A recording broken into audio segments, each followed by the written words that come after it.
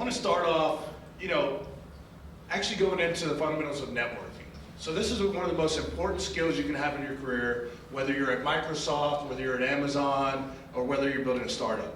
The people you know is your capital. I mean, they can help you immensely, they can hurt you immensely, but networking is one of those fundamental skills that everybody needs. I want to get into a story of, you want to build a rapport. You don't want to go up to somebody and say, for example, hey, what do you do for work? I mean, the first thing I tell you, what do you do for work? Like, I wouldn't want that. I wouldn't want somebody being very transactional, the first thing they say to me. I may come up to somebody and be like, hey, how's it going? Those Christina's over there were amazing, How'd you like the food? Maybe get a little bit more personal. I mean, this person, Vanessa Larco, I hosted a dinner in San Francisco. A friend of mine, she's a big podcaster. She brought these people out. This lady's a partner at a $25 billion fund. They have billions of dollars under management. And at the dinner, I actually, I shuffled around. I went up to her. I had my steak. I sat down. I was like, this steak's shit. I was like, how's your food?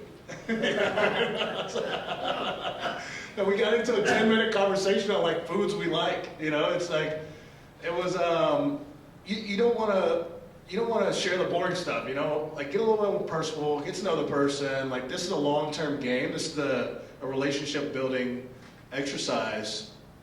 And that's one of the most important things you want to learn. And then months later, she actually sat on a panel we did in San Francisco, probably because she liked us. And then the other thing I want to really get across is you always want to give first and ask later, or better yet, never ask. Your capital, especially when you're networking and you're building up your social capital, quickly gets diminished when you start asking for favors, when you start asking people for stuff. So you want to give, and hopefully never ask, and they'll proactively provide that value to you. So this is an example. This lady, Jordan Valdez, she won't mind me sharing this. She used to be the global head of communications at IBM. And I actually met her in DC from an event I did. It was funny, I flew out there. I hit up a buddy of mine from Southwest Airlines. He works there. I said, hey, I don't have any money for this plane ticket. He put me on a guest pass. I waited, I missed my flight. If you guys don't know what a guest pass is, it's a flight, there's a seat open, it's a free ticket. I got out there, I slept at a hostel, and I ended up hosting an event. I met this lady, she was amazing. One of the sponsors invited her, and I asked her what she did, and she was building a PR firm. I said, how can I help? She said, if there's any companies you know that need PR, please introduce me. So I made like 20 intros for her, and then she said, she sends us this email. She said, thanks for all the help of introductions. How can I say thanks? Hope you're well. I never responded. I said, I don't want anything from you. I don't need anything from you. And then actually a month later, she calls me, and she wanted to announce this big partnership with a very prestigious target school and a very prestigious investment firm. And I told her about one of our events, and it's a strong possibility that announcement might happen at one of our events. And then play the long game. Every networking event you go to, every conversation you have, every person you meet, you don't want to get value straight away. This is a long-term play. This lady I actually met in 2017. I told you guys earlier about the Microsoft Software and Systems Academy I attended when I left the military. I actually messaged her in 2017 trying to get an interview to learn more about the interview process at Microsoft, which I was interviewing for. She responded, we had a chat. And then just on Tuesday, I asked her to speak at an event we're hosting tomorrow. But between then and now, I've stayed up to date with her. So you want to play the long game, you want to stay up to date with your network, you want to interact with their posts, you want to message them, you want to make sure they know you're still in the game. And then be authentic. I mean, I told you guys about my early struggles, how I was almost homeless, just eating flour and water. I actually posted this on LinkedIn. It got a lot of traction. This is my dad's workshop. This is this shitty little trailer we used to live in. You want to be authentic with the world, because if you share your true self, people will realize you're not posturing. This is actually you.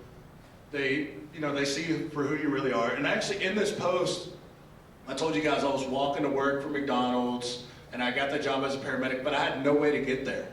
And so how I got out of my hometown to get a car, I actually forged paperwork with my friend's mom. She did Photoshop to get into a first-time buyers program to get mobile, to get that job.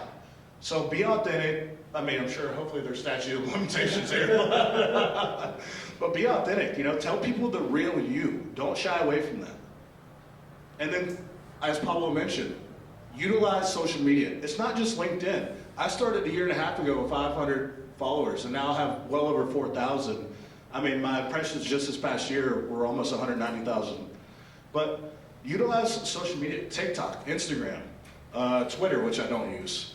But I literally met this guy on Instagram. This is my Instagram. I purely post business if you guys want to follow. But I met this guy. He's a multi-billionaire. I think he has like $15 billion. I was just chatting with him last night on Instagram chat. He founded this company, first Thai startup to ever reach the NASDAQ. It's a defense company. So don't shy away from using social media. It can help you get very far. We went over a lot. We went over fundamentals of entrepreneurship. We went over our personal stories. We're running a little bit behind, but I want to give you guys the opportunity to ask any questions you may have, and then we're going to get into a panel discussion.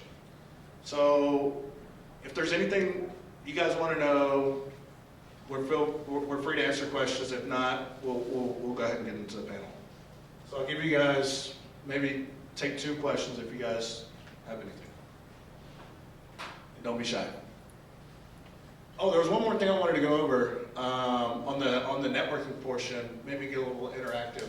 If the speakers want to come up, Pablo, I'll, if you guys want to come up for a moment, Jonathan. I want to maybe show you how, when I first started networking, I didn't really know how to break into a huddle. Who here's been to a networking event, by the way? A lot of you guys? Have you ever struggled like going up to somebody initially and shaking their hand or having a conversation? And sometimes a little awkward. Sometimes they may be talking business. So maybe get in the huddle really quick if you guys want, and I'll try to break in. But go ahead and huddle up and act like you're having a conversation at a networking event. You know, a lot of times when you're at a networking event, people want to be talking business, but they get bored after a while. That's the thing. They get bored after a while. So you may be having your own conversation, and then you see they're having a conversation, and then one person starts, you know, looking around. Maybe they're not that into the conversation anymore. Maybe they want to go to the bathroom or something. And so you look for that one person. You go, hey, how's it going, man? Are you bored here? No, I'm just kidding. Don't say that. But or that's your end, right? When they're starting to wander from the conversation, you kind of look for those little cues. So we're going to go ahead and get into our panel, and yeah, thank you. But super quick before that, well, one, let's give it up for Christopher.